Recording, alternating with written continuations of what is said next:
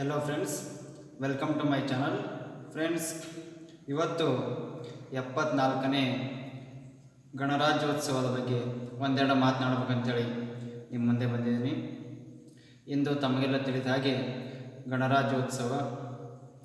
ಮೊದಲನೇದಾಗಿ ಈ ಗಣರಾಜ್ಯೋತ್ಸವವನ್ನು ನಾವು ಆಚರಿಸುವಂಥ ಮೂಲ ಉದ್ದೇಶ ಏನು, ಯಾಕೆ ನಾವು ಗಣರಾಜ್ಯೋತ್ಸವವನ್ನು ಜನವರಿ 26ರಂದು ಆಚರಿಸ್ತೇವೆ, ಹಾಗೂ ಇದರ ಒಂದು ಐತಿಹಾಸಿಕ ಹಿನ್ನೆಲೆಯನ್ನು ಒಂದಿಷ್ಟು ನೋಡಿ ಆಮೇಲೆ ಈ ಗಣರಾಜ್ಯೋತ್ಸವದ ಪ್ರಾಮುಖ್ಯತೆ ಏನು ಮತ್ತು ಇದರ ಕಾರ್ಯವೈಖರಿ ಬಗ್ಗೆ ನೋಡೋಣ. ಇವತ್ತು ನಾವು ಗಣರಾಜ್ಯೋತ್ಸವವನ್ನು ಯಾಕೆ ಆಚರಿಸ್ತಾ ಇದ್ದೀವಿ ಅಂತ ಹೇಳಿದ್ರೆ, ನಮ್ಮ ಭಾರತೀಯ ಸಂವಿಧಾನ ಜಾರಿಗೆ ಬಂದಂಥ ದಿನ. ಆ ಒಂದು ನೆನಪಿಗೋಸ್ಕರ ನಾವು ಇವತ್ತು ಗಣರಾಜ್ಯೋತ್ಸವವನ್ನು ಆಚರಿಸ್ತಾ ಇದ್ದೀವಿ. ಈ ಸಂವಿಧಾನ ಜಾರಿಗೆ ಬರಬೇಕು ಅಂತ ಹೇಳಿದ್ರೆ ಮೊದಲು ಅದು ರಚನೆ ಆಗಬೇಕು. ಇಂಥ ಸಂವಿಧಾನ ರಚನೆ ಆಗಬೇಕು ಅಂತ ಹೇಳಿದ್ರೆ ಅದು ಸುಮ್ಮನೆ ಆಗಿಲ್ಲ.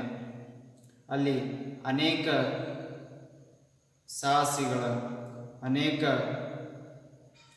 ಒಂದು ದೇಶದ ಮುಖಂಡರ ಒಂದು ಪರಿಶ್ರಮ, ಹೋರಾಟ ಇದೆ ಸ್ನೇಹಿತರೆ. ಹೀಗೆ ಸಂವಿಧಾನವನ್ನು ರಚನೆ ಮಾಡಬೇಕು ಅಂತ ಹೇಳಿದ್ರೆ 1934ರಲ್ಲಿ ಮೊಟ್ಟ ಮೊದಲ ಬಾರಿಗೆ MN ರಾಯ್ ಅವರು ಭಾರತಕ್ಕೆ ಒಂದು ಸಂವಿಧಾನದ ಅವಶ್ಯಕತೆ ಇದೆ, ಅದನ್ನು ರಚಿಸಲಿಕ್ಕೆ ಅವಕಾಶ ಮಾಡಿಕೊಡಬೇಕು ಅನ್ನುವಂಥ ಬೇಡಿಕೆಯನ್ನು ಮುಂದಿಟ್ಟಂಥವರು. ಸಂವಿಧಾನದ ಬೇಡಿಕೆಯನ್ನು ಮೊಟ್ಟ ಮೊದಲ ಬಾರಿಗೆ ಮುಂದಿಟ್ಟಂಥವರು MN ರಾಯ್. ಅದು 1934. ತಮಗೆಲ್ಲ ಗೊತ್ತಿದೆ, ಆ ಸಂದರ್ಭದಲ್ಲಿ ನಮ್ಮ ದೇಶ ಬ್ರಿಟಿಷರ ಆಳ್ವಿಕೆಗೆ ಒಳಪಟ್ಟಿತ್ತು. ಮುಂದೆ 1946ರಲ್ಲಿ ಬ್ರಿಟನ್ ಪ್ರಧಾನಿಯಾದಂಥ ಕ್ಲೆಮೆಂಟ್ ಅಟ್ಲಿ ಭಾರತಕ್ಕೆ ಸ್ವಾತಂತ್ರ್ಯ ಕೊಡುವಂಥ ಉತ್ಸಾಹದಲ್ಲಿರ್ತಾನೆ. ಆ ಸಮಯದಲ್ಲಿ ತನ್ನ ಕ್ಯಾಬಿನೆಟ್ನ ಒಂದು 3 ಜನ ಸದಸ್ಯರನ್ನು ಭಾರತಕ್ಕೆ ಅವನು ಕಳಿಸಿಬಿಡ್ತಾನೆ. ಯಾಕೆ? ಏನಿಲ್ಲ, ಭಾರತಕ್ಕೆ ಸ್ವಾತಂತ್ರ್ಯ ಕೊಡೋ ಬಗ್ಗೆ ಒಂದು ಪ್ಲ್ಯಾನ್ ಪ್ರಾಜೆಕ್ಟನ್ನು ರೆಡಿ ಮಾಡಿರಿ, ಭಾರತಕ್ಕೆ ಒಂದು ಇಂಟೀರಿಯಂ ಗೌರ್ಮೆಂಟನ್ನು ರಚನೆ ಮಾಡಿರಿ, ಭಾರತಕ್ಕೆ ಒಂದು ಸಂವಿಧಾನವನ್ನು ಬರೆಯುವಂಥ ಪ್ರಕ್ರಿಯೆಯನ್ನು ಪ್ರಾರಂಭ ಮಾಡಿರಿ.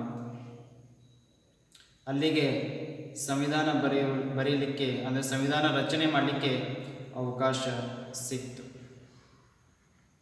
ಅದೇ ಪ್ರಕಾರ 1946 ಸೆಪ್ಟೆಂಬರ್ 2ರಲ್ಲಿ ಜವಾಹರ್ಲಾಲ್ ನೆಹರು ಅವರ ಹೆಸರಲ್ಲಿ ಇಂಟೀರಿಯಂ ಗೌರ್ಮೆಂಟ್ ಫ್ರೇಮ್ ಆಗಿ ಹೋಗುತ್ತೆ. ಮುಂದೆ ಸಂವಿಧಾನ ಬರೆಯುವಂಥ ಪ್ರಕ್ರಿಯೆ ಸ್ವಲ್ಪ ಲೇಟಾಗಿ, ಅಂದರೆ 1946 ಡಿಸೆಂಬರಲ್ಲಿ ಪ್ರಾರಂಭ ಆಗುತ್ತೆ. ಆವಾಗ ಸಂವಿಧಾನ ಬರೆಯಕ್ಕೆ ಕುಂತವರು ಮುಂದೆ ಅದು ಮುಗಿದಿದ್ದು 1949 ನವೆಂಬರ್. ಅಂದರೆ ಸಂವಿಧಾನ ರಚನೆ ಆಗಬೇಕು ಅಂತ ಹೇಳಿದ್ರೆ ತೆಗೆದುಕೊಂಡಂಥ ಕಾಲ 2 ವರ್ಷ 11 ತಿಂಗಳು 18 ದಿನಗಳ ಅವಧಿಯಲ್ಲಿ ಸಂವಿಧಾನ ರಚನೆ ಆಗುತ್ತೆ ಸ್ನೇಹಿತರೆ. ಹೀಗೆ ಸಂವಿಧಾನ ರಚನೆ ಆಗಬೇಕು ಅಂತ ಹೇಳಿದ್ರೆ ಅಲ್ಲಿ ಒಬ್ಬಿಬ್ಬರು ಪರಿಶ್ರಮ ಇಲ್ಲ. ಅಲ್ಲಿ ಒಂದು ಸಂವಿಧಾನದ ರಚನಾ ಸಭೆ ಅಂತೇಳಿ ಇತ್ತು. ಅದರಲ್ಲಿ ಸುಮಾರು 389 ಜನ ಸದಸ್ಯರು ಇದ್ದರು. ಮುಂದೆ 1947ಕ್ಕೆ ನಮ್ಮ ದೇಶಕ್ಕೆ ಸ್ವಾತಂತ್ರ್ಯ ಸಿಕ್ಕ ತಕ್ಷಣ ಇಂಡಿಯಾ ಪಾಕಿಸ್ತಾನ ಡಿವೈಡ್ ಆದಮೇಲೆ ಪ್ರತ್ಯೇಕ ಪಾಕಿಸ್ತಾನದ ಬೇಡಿಕೆನಿಟ್ಟು ಒಂದಿಷ್ಟು ಜನ ಹೊರಗಡೆ ಬರ್ತಾರೆ. ಅಲ್ಲಿಗೆ 299 ಜನ ಉಳ್ಕೋತಾರೆ ರಚನಾ ಸಭೆಯಲ್ಲಿ.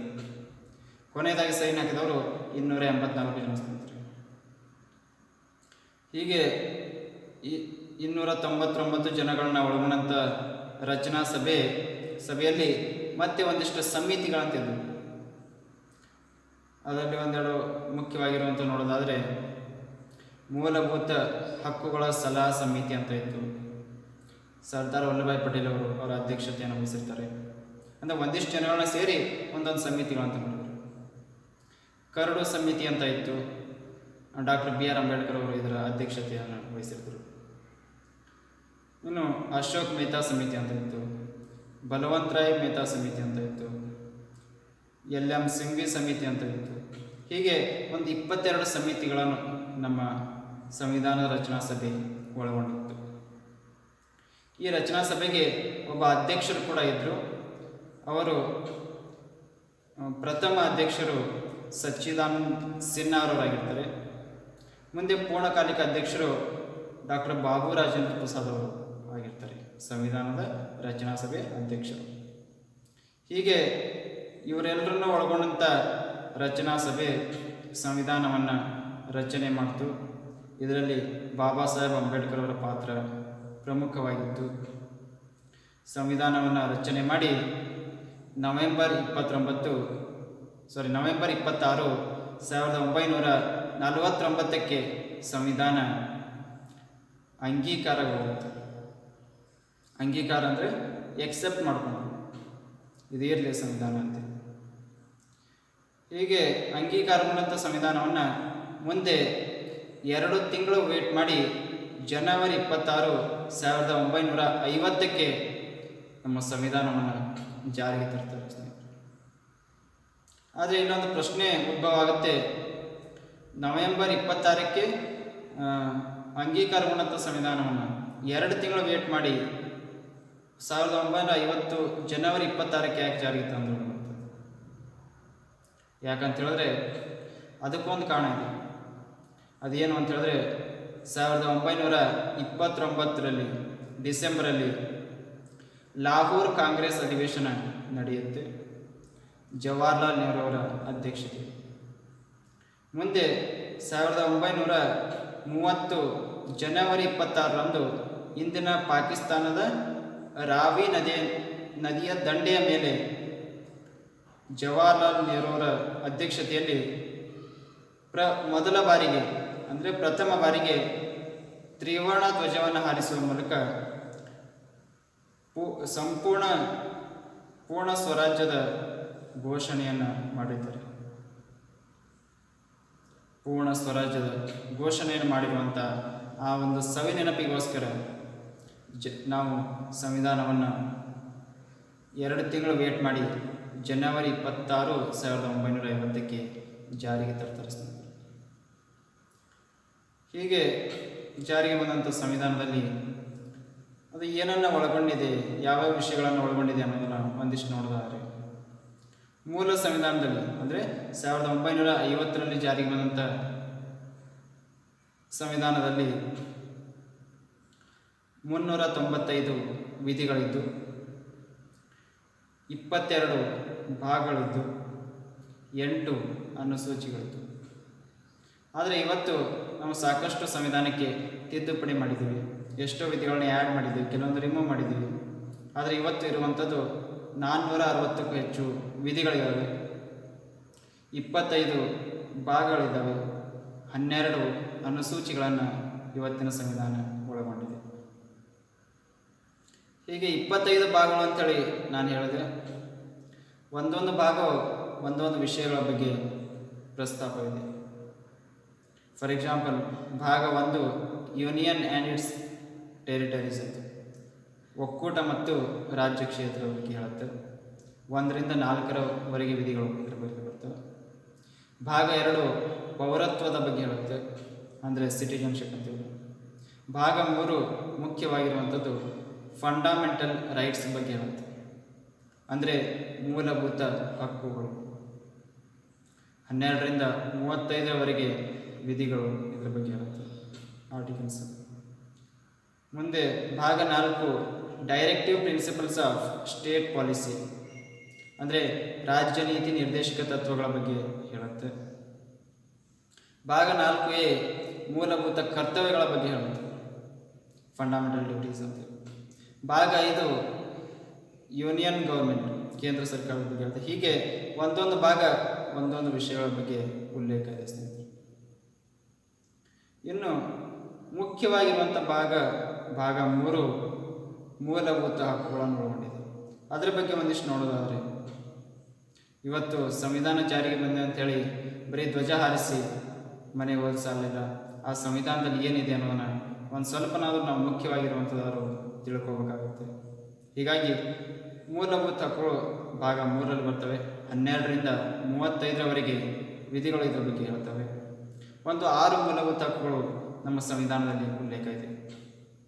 ಅದು 1ನೇದು ಸಮಾನತೆಯ ಹಕ್ಕು, 2ನೇದು ಸ್ವಾತಂತ್ರ್ಯದ ಹಕ್ಕು, 3ನೇದು ಶೋಷಣೆ ವಿರುದ್ಧದ ಹಕ್ಕು, 4ನೇದು ಧಾರ್ಮಿಕ ಸ್ವಾತಂತ್ರ್ಯದ ಹಕ್ಕು, 5ನೇದು ಸಾಂಸ್ಕೃತಿಕ ಮತ್ತು ಶೈಕ್ಷಣಿಕ ಹಕ್ಕು, 6ನೇದು ಸಂವಿಧಾನಾತ್ಮಕ ಪರಿಹಾರಗಳ ಹಕ್ಕು. ಒಂದು 6 ಮೂಲಭೂತ ಹಕ್ಕುಗಳು ನಮ್ಮ ಸಂವಿಧಾನದಲ್ಲಿ ಇದೆ. ಇವತ್ತು ಆಸ್ತಿ ಹಕ್ಕು ಮೊದಲಿತ್ತು, ಅದನ್ನು ರಿಮೂವ್ ಮಾಡಿದ್ದಾರೆ. ಸಮಾನತೆ ಹಕ್ಕು. ಸಮಾನತೆ ಹಕ್ಕು ಅಂತ ಹೇಳಿದ್ರೆ ಏನು ಅಂತ ಹೇಳಿದ್ರೆ, ಯಾವುದೇ ಒಬ್ಬ ವ್ಯಕ್ತಿಯನ್ನು ತನ್ನ ಜಾತಿ, ಧರ್ಮ, ಲಿಂಗ ಮತ್ತು ಹುಟ್ಟಿದ ಸ್ಥಳಗಳ ಆಧಾರದ ಮೇಲೆ ತಾರತಮ್ಯ ಮಾಡುವಾಗಿಲ್ಲ. ನೀನು ಆ ಜಾತಿಯವನು, ಈ ಜಾತಿಯವನು ಅಂಥೇಳಿ ಸಾರ್ವಜನಿಕ ಸ್ಥಳಗಳಲ್ಲಿ ಅವನಿಗೆ ನಿರ್ಬಂಧ ಇರುವಾಗಿಲ್ಲ. ಲಿಂಗಗಳ ಆಧಾರದ ಮೇಲೆ ಕೂಡ ನೀನು ಅಲ್ಲಿ ಬರಬೇಡ, ಇಲ್ಲಿ ಬರಬೇಡ ಅಂಥೇಳಿ ಹೇಳುವಾಗಿಲ್ಲ. ಥರ ಹುಟ್ಟಿದ ಸ್ಥಳವನ್ನು ಬಿಟ್ಟು ಯಾವ ಊರಿನವನು ಈ ಊರಿಗೆ ಬರಬೇಡ ಅಂಥೇಳಿ ನಿರ್ಬಂಧ ಇರುವಾಗಿಲ್ಲ.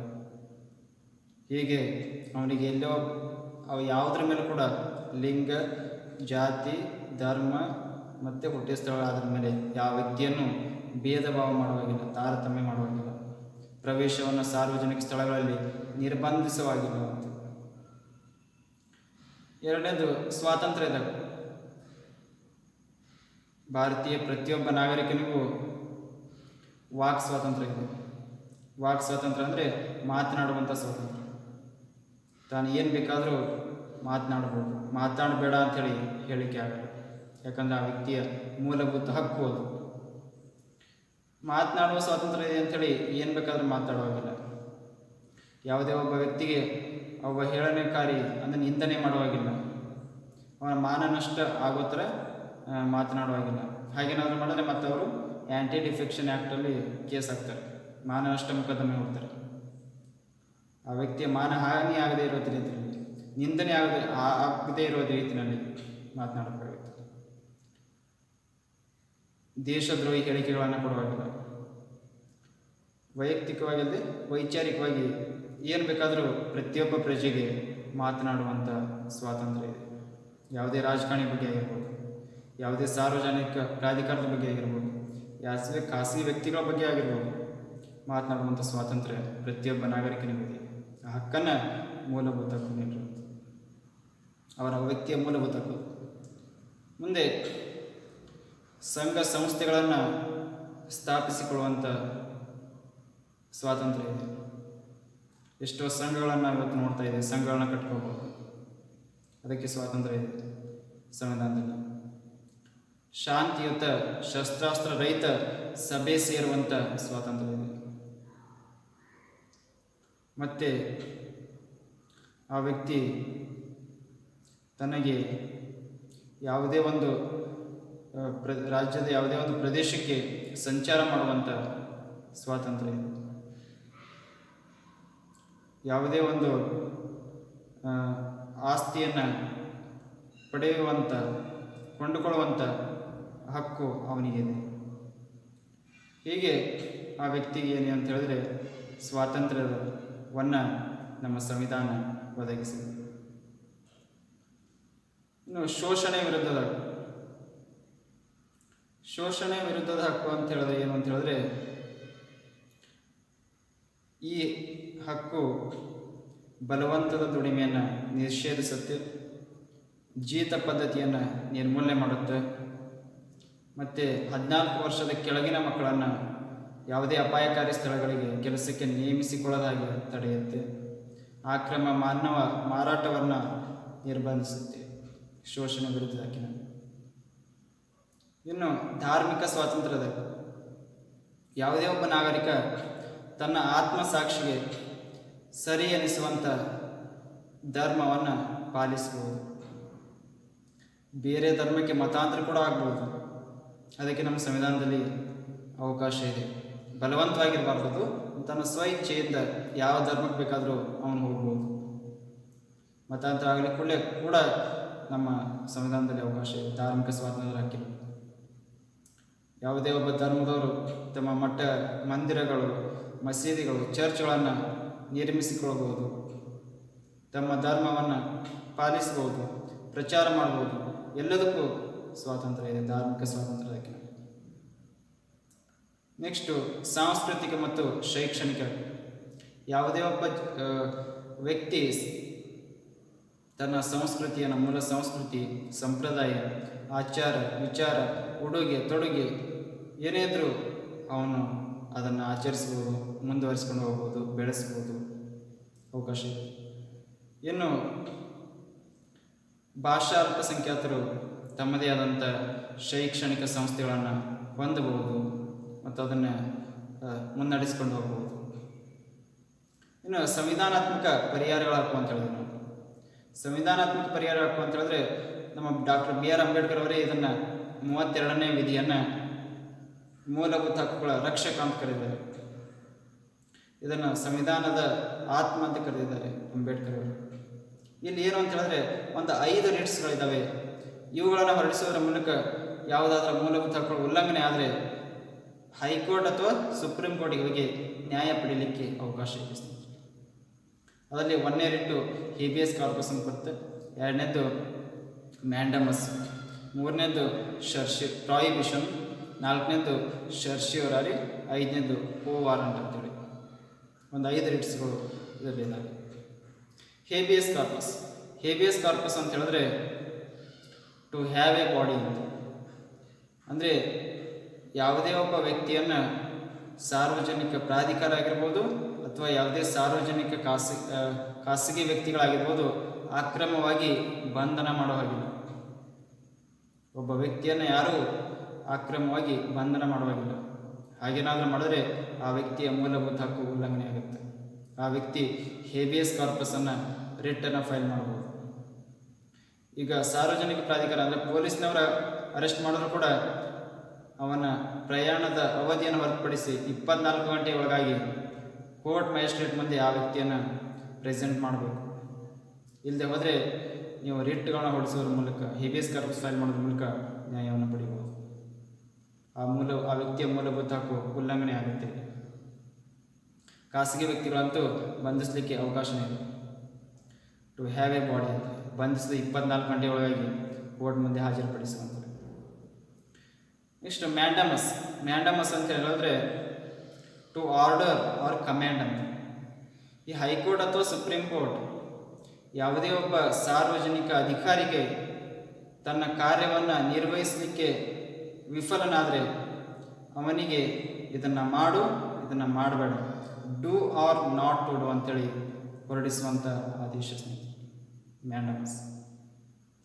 ನೆಕ್ಸ್ಟು ಪ್ರಾಹಿಬಿಷನ್ ಅಂತ ಹೇಳಿದ್ರೆ ಹೈಕೋರ್ಟ್ ಅಥವಾ ಸುಪ್ರೀಂ ಕೋರ್ಟ್ ತನ್ನ ಕೆಳ ನ್ಯಾಯಾಲಯಗಳಿಗೆ ತನ್ನ ಅಧಿಕಾರ ವ್ಯಾಪ್ತಿ ಮೀರದಂತೆ ತಡೆ ಹಿಡಿಯುವುದನ್ನೇ ಪ್ರಾಹಿಬಿಷನ್ ಅಂತೀವಿ. ಅಧಿಕಾರ ವ್ಯಾಪ್ತಿ ಮೀರಿ ಅದೇನಾದರೂ ತೀರ್ಪು ಕೊಡ್ತಾ ಇದ್ರೆ ಅದನ್ನು ತಡೆ ಹಿಡಿಯುತ್ತದೆ. ನೆಕ್ಸ್ಟು ಶರ್ಷಿಯೋರಾರಿ ಅಂತೀವಿ. ಶರ್ಷಿಯೋರಾರಿ ಅಂದರೆ ಟು ಟ್ರಾನ್ಸ್ಫರ್ ದಿ ಫೈಲ್ ಅಂತ. ಅದು ಹೈಕೋರ್ಟ್ ಅಥವಾ ಸುಪ್ರೀಂ ಕೋರ್ಟ್ ತನ್ನ ಕೆಳ ನ್ಯಾಯಾಲಯಗಳಿಗೆ ಆ ದಾವೆಯನ್ನು ಮೇಲಿನ ನ್ಯಾಯಾಲಯಗಳಿಗೆ ಕಳುಹಿಸಿಕೊಡುವಂಥೇಳಿ ಹೊರಡಿಸುವಂಥ ಆದೇಶ. ಯಾವುದೇ ಒಂದು ಪ್ರಕರಣ ನಡೆದಿದೆ ಅಂತ ಹೇಳಿದ್ರೆ ಆ ವ್ಯಕ್ತಿಗಳು ರಿಟ್ ಹೊಡಿಸಿದ್ರೆ ಆ ಕೇಸನ್ನು ಮೇಲ್ಗಡೆ ಲಿಫ್ಟ್ ಮಾಡ್ಕೋತಾರೆ. ಮೇಲು ಹಂತದ ನ್ಯಾಯಾಲಯಗಳಿಗೆ ಲಿಫ್ಟ್ ಮಾಡ್ಕೊಂಡು ಅಲ್ಲಿ ನಡೆಸ್ತಾರೆ. ಅದಕ್ಕೆ ಶರ್ಷಿಯೋರಾರಿ ಅಂತ. ಇನ್ನು ಕೋ ವಾರಂಟ್ ಅಂತ ಹೇಳಿದ್ರೆ ಏನು ಅಂತ ಹೇಳಿದ್ರೆ ಯಾವುದೇ ಒಂದು ಸಾರ್ವಜನಿಕ ಹುದ್ದೆಯನ್ನು ಒಬ್ಬ ವ್ಯಕ್ತಿ ತಾನು ಅರ್ಹತೆ ಇಲ್ಲದೇನೆ ಅಕ್ರಮವಾಗಿ ಆ ಹುದ್ದೆಯನ್ನು ಹೊಂದಿದ್ದರೆ ಆ ಎಲಿಜಿಬಲ್ ಇರುವಂಥ ವ್ಯಕ್ತಿ ರಿಟ್ ಹೊಡಿಸಿದ್ರೆ ಅವಾಗ ಆ ಜಾಗವನ್ನು ಖಾಲಿ ಮಾಡಿಸಿ ಅರ್ಹ ಇರುವಂಥ ವ್ಯಕ್ತಿಗೆ ಆ ಸ್ಥಾನವನ್ನು ಕೊಡುವಂಥ ಆದೇಶಕ್ಕೆ ನಾವೇನಂತೀವಿ ಅಂತ ಹೇಳಿದ್ರೆ ಕೋ ವಾರಂಟ್ ಅಂತೀವಿ. ಸಾರ್ವಜನಿಕ ಹುದ್ದೆಯನ್ನು ಅರ್ಹತೆ ಇಲ್ಲದೇ ಇರುವಂಥ ವ್ಯಕ್ತಿಯನ್ನು ಆಕ್ರಮಿಸ್ಕೊಂಡು ಅವ್ರ ವಿರುದ್ಧ ಹೊರಡಿಸುವಂಥ ಆದೇಶ. ಈ ಒಂದು 5 ರಿಟ್ಸು ಸಂವಿಧಾನದಲ್ಲಿ ಉಲ್ಲೇಖ ಇದೆ. ಇದಷ್ಟು ಸಂವಿಧಾನದ ಬಗ್ಗೆ ಆಯಿತು. ಇನ್ನು ಸಂವಿಧಾನ ಅಂದರೆ ಏನು ಅನ್ನೋದನ್ನು ಸಂಕ್ಷಿಪ್ತವಾಗಿ ಒಂದು 2 ಲೈನ್ ಹೇಳೋದಾದರೆ, ಆಗಸ್ಟ್ 15, 1947 ನಮ್ಮ ದೇಶಕ್ಕೆ ಸ್ವಾತಂತ್ರ್ಯ ಸಿಕ್ತು. ಸ್ವಾತಂತ್ರ್ಯ ಸಿಕ್ಕ ನಂತರ ನಮ್ಮ ದೇಶವನ್ನು ನಾವು ಯಾವ ಥರ ಮುನ್ನಡೆಸಬೇಕು, ಯಾವ ಥರ ನಾವು ಹೊಸ ಜೀವನವನ್ನು ಕಟ್ಕೋಬೇಕು, ನಮ್ಮ ನೀತಿ ನಿಯಮಗಳು ಹೇಗಿರಬೇಕು, ಕಾಯ್ದೆ ಕಾನೂನುಗಳು ಹೇಗಿರಬೇಕು, ರಾಜಕೀಯ ಹೇಗಿರಬೇಕು, ಇವೆಲ್ಲದರ ಬಗ್ಗೆ ಅನೇಕ ವಿಷಯ ಮಾಹಿತಿಗಳನ್ನು ಒಳಗೊಂಡಿರುವ ಒಂದು ಗುಚ್ಛವೇ ಸಂವಿಧಾನ ಅಂತ ಹೇಳಿದ್ರೆ ತಪ್ಪಾಗಲಿಕ್ಕಿಲ್ಲ. ಶಾಸನವನ್ನು ಮಾಡುವಂಥ ಶಾಸಕಾಂಗ, ನ್ಯಾಯವನ್ನು ಒದಗಿಸುವಂಥ ನ್ಯಾಯಾಂಗ, ಕಾರ್ಯರೂಪಕ್ಕೆ ತರುವಂಥ ಕಾರ್ಯಾಂಗ, ತಮ್ಮ ಕರ್ತವ್ಯಗಳು ಯಾವ ಥರ ಇರಬೇಕು ಅನ್ನೋದನ್ನು ಸಂವಿಧಾನ ಹೇಳುತ್ತೆ ಸ್ನೇಹಿತರೆ. ಇನ್ನು ಗಣರಾಜ್ಯ ಅಂದರೆ ಏನು ಅನ್ನೋದನ್ನು ಒಂದಿಷ್ಟು ನೋಡೋದಾದರೆ, ಗಣರಾಜ್ಯ ಅಂದರೆ ಎಷ್ಟೋ ಜನಕ್ಕೆ ಗೊತ್ತೇ ಇಲ್ಲ. ಗಣಗಳ ರಾಜ್ಯ ಗಣರಾಜ್ಯ ಅಂತಾರೆ. ಇಲ್ಲದೆ ಹೋದರೆ ಭಾರತ ಒಗ್ಗೂಡಿರುವುದು, ಅನೇಕ ರಾಜ್ಯಗಳು ಸೇರಿ ಒಂದುಗೂಡಿ ಆಗಿರುವಂಥದಕ್ಕೆ ಗಣರಾಜ್ಯ ಅಂತೇಳಿ ಎಷ್ಟೋ ಜನ ಹೇಳ್ತಿರ್ತಾರೆ. ಅದು ಯಾವುದೂ ಅಲ್ಲ, ಅದೆಲ್ಲ ತಪ್ಪು. ಗಣರಾಜ್ಯ ಅಂದರೆ ಇದಕ್ಕೆ ಇನ್ನೊಂದು ಹೆಸರು ಇಂಗ್ಲೀಷಲ್ಲಿ ಡೆಮೋಕ್ರಸಿ ಅಂತ. ಡೆಮೋಕ್ರಸಿ ಅಂದರೆ ಪ್ರಜಾಪ್ರಭುತ್ವ, ಪ್ರಜೆಗಳೇ ಪ್ರಭು ಅಂತ ಹೇಳಿದ್ರೆ ದೇಶವನ್ನು ಆಳುವಂಥ ಅಂದರೆ ರಾಷ್ಟ್ರವನ್ನು ಆಳುವಂಥ ರಾಷ್ಟ್ರಾಧ್ಯಕ್ಷ ಅಂದರೆ ರಾಷ್ಟ್ರದ ಮುಖ್ಯಸ್ಥ ಪ್ರಜೆಗಳಿಂದ ಆಯ್ಕೆಯಾಗಿದ್ದರೆ ಅಂಥ ವ್ಯವಸ್ಥೆಗೆ ನಾವೇನಂತೀವಿ ಅಂದರೆ ಪ್ರಜಾಪ್ರಭುತ್ವ ಅಂತೀವಿ. ಅದಕ್ಕೆ ಗಣರಾಜ್ಯ ಅಂತೀವಿ. ಇಂಥ ಒಂದು ವ್ಯವಸ್ಥೆ ಯಾವ ದೇಶದಲ್ಲಿರುತ್ತೋ ಆ ದೇಶ ಆರ್ಥಿಕವಾಗಿ ಪ್ರಾಮಾಣಿಕವಾಗಿ ಸಬಲತೆಯನ್ನು ಹೊಂದುತ್ತೆ ಅಂತೇಳಿ ನನಗೆ ಅನಿಸುತ್ತೆ. ಯಾಕಂತ ಹೇಳಿದ್ರೆ ಆ ಮುಖ್ಯಸ್ಥ ಏನಾದರೂ ಸರಿಯಾಗಿ ಕೆಲಸ ಮಾಡದೆ ಹೋದರೆ ಅವರನ್ನು ಕಿತ್ತು ಬಿಸಾಕುವಂಥ ಪವರು ಪ್ರತಿಯೊಬ್ಬ ನಾಗರಿಕನೂ ಇರುತ್ತೆ. ಇಂಥ ಒಂದು ವ್ಯವಸ್ಥೆ ಇದ್ದಲ್ಲಿ ದೇಶ ಅಭಿವೃದ್ಧಿ ಕಾಣಲಿಕ್ಕೆ ಸಾಧ್ಯ. ಇನ್ನು ಅಂಬೇಡ್ಕರ್ ಅವರ ಬಗ್ಗೆ ಒಂದೆರಡು ಮಾತನಾಡೋದಾದರೆ, ಅಂಬೇಡ್ಕರ್ ಅವರು ದಲಿತ ಸಮುದಾಯದಲ್ಲಿ ಜನಿಸಿದ್ರು ಅನ್ನುವಂಥ ಒಂದೇ ಒಂದು ಕಾರಣಕ್ಕೋಸ್ಕರ ಅವರನ್ನು ನಮ್ಮ ದೇಶದಲ್ಲಿರುವಂಥ ಸಮಾಜ ಕೊನೆಯವರೆಗೂ ಅವರಿಗೆ ತುಂಬ ಅನ್ಯಾಯವನ್ನು ಮಾಡಿದರು, ಹಿಂಸೆಯನ್ನು ಎಸಗಿದರು, ಹೀನಾಯವಾಗಿ ಕಂಡರು, ಅಗೌರವದಿಂದ ಕಂಡರು, ಅವರಿಗೆ ಕೊಡಬಾರದು ಕಷ್ಟ ಕೊಟ್ಟರು, ನೋವು ಕೊಟ್ಟರು. ಇಷ್ಟೆಲ್ಲ ಕೊಟ್ಟರು ಕೂಡ ನಮ್ಮ ಅಂಬೇಡ್ಕರ್ ಅವರು ಎದೆಗೊಂದಲಿಲ್ಲ. ಅವರಿಗೆ ಶಾಲೆಗೆ ಬಾಲಕರಿದ್ದಾಗ ಶಾಲೆಗೆ ಹೋಗಬೇಕು ಅಂತ ಹೇಳಿದ್ರೆ ಶಾಲೆಯಲ್ಲಿ ಎಲ್ಲ ವಿದ್ಯಾರ್ಥಿಗಳ ಜೊತೆ ಕೂಡಲಿಕ್ಕೆ ಅವಕಾಶವಿರಲಿಲ್ಲ. ಎಲ್ಲೋ ಮೂಲೆಯಲ್ಲಿ ಕೂತು ಪಾಠ ಕೇಳಬೇಕಿತ್ತು. ನೀರು ಕುಡಿಲಿಕ್ಕೆ ಅಂತ ಹೋದರೆ ಅಲ್ಲಿರುವಂಥ ಪಾತ್ರೆಯನ್ನು ಲೋಟವನ್ನು ಇವರಿಗೆ ಮುಟ್ಟಿಸ್ಕೊಡ್ತಾ ಇರಲಿಲ್ಲ. ಯಾವುದೋ ಒಬ್ಬ ಅಲ್ಲಿ ಕೆಲಸ ಮಾಡುವಂಥ ಒಬ್ಬ ಜವಾನ ಬಂದು ನೀರು ಹಾಕಿದಾಗ ಅವರ ಬೊಗಸೆಯಿಂದ ಹಿಡಿದು ಕುಡಿಬೇಕಾಗ್ತಾಯಿತ್ತು. ಅವರಿಗೆ ಯಾವುದೇ ಸಾರ್ವಜನಿಕ ಸ್ಥಳಗಳಲ್ಲಿ ಪ್ರವೇಶ ಇರಲಿಲ್ಲ. ಕೆರೆ ಬಾವಿಗೆ ನೀರು ಕೊಡಲಿಕ್ಕೆ ಅಂತ ಹೋದರೆ ಅಲ್ಲಿನ ಜನ ಬೈದು ನಿಂದನೆ ಮಾಡಿ ಹೊಡೆದು ಹೊರಗಡೆ ಕಳಿಸ್ತಾಯಿದ್ರು, ಬರಬೇಡ ನೀನು ಅಂತ.